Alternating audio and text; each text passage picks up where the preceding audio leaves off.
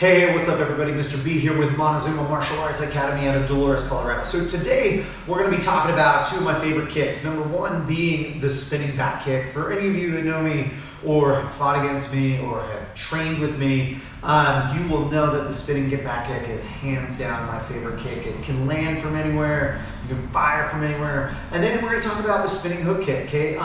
It's a kick that I struggle with. My hip mobility always needs a little bit of work. And so it's something that I have to work. I have to embrace those parts of my training that I'm not necessarily very good at, and sometimes even things that I don't like. Now, I like hook kicks a lot, so it's not a big deal to train them, but I have to.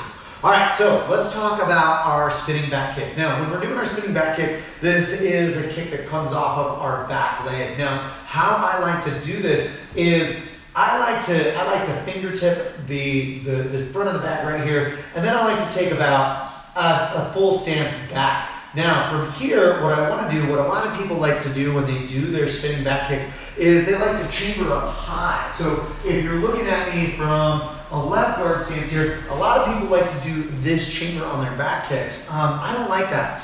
Number one, because it slows down your spin. And number two, it really telegraphs that back kick. So what I like to do when I'm doing this kick is I like to keep my knee nice and low, and I really like to think like an airplane taking off. So when I do my spinning back kick, my kicking leg is gonna slide across the ground just like so, boom. So I'm not trying to pick it up just yet, and I want the natural motion of my hip to just lift the leg for me. So when I fire here, okay, it's gonna find its target. And your back kick should take on this nice little bit of an arcing motion. It's not a straight in and out kick. You can demonstrate it like that, but when you're trying to find that breadbasket on an opponent, like right there in the gut, okay, I like to let it arc into position. So again, here from my right guard stance. Now, for those of you that are watching my feet, you'll notice that I have to open up, okay? If I fight too much from this sideways position, okay, number one, I haven't created a lane for my back leg or my back hand, so I've taken away these two weapons. And number two, I'm telegraphing the spin. So I've got to be able to throw this kick from a normal guard stance with my front foot open a little bit. So when I spin, boom, I've got to work just a little bit harder to find that line. So my floor has a nice little line right here, okay, with my mats. So it's really easy to train. If you don't have that, just put a piece of tape on the ground right where you want that center line to be. That way you really focus. Oh, see, and I missed right there.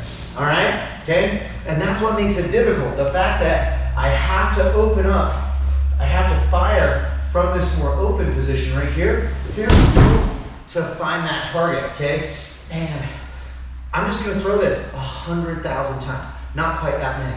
I like to do anywhere from 12 to 15 kicks on each side, all right? Make sure that you find the target. If you wanna be really good about it, okay, watch your hands. A lot of people like to do the teapot, all right? So when I'm here, boom, my hand comes here down to my hip instead of being up here protecting me. I like to say my hands beat my eyes beat my feet. All right, so when I spin here, I'm gonna go ahead and let my hands get to that position first, okay? And then avoid trying to do the I'm a little teapot move. Now, our next one is gonna be our spinning hook kick. Now, when we do hook kicks, I don't necessarily like to hit these heavy bags, but I love to use them as an obstacle to kick over. So again, all right, depending on which leg that you want to kick with. This is a back leg kick. I'm going to be spinning to my rear, all right, and then my back leg is going to fire. Now, I love these Wavemaster bags for the reason that they're a little bit wide, and it forces me to go from that 11 o'clock to 1 o'clock position on my kick, or if I'm kicking on the opposite leg, 1 to 11. But because of that width, it really forces me to have to kick over the back. Now again, I don't want to throw this kick completely sideways. I've got to be opened up a little bit, and I don't want to do kind of like a spinning hammer fist or a spinning back knuckle to initiate, but I want to turn that shoulder here, boom, and then I want to pop, all right? And again, my hands beat my eyes beat my feet. So I want my hands there first, then I want my eyes to spot my target, and then I want to fire. What happens to a lot of us when we do a spinning hook kick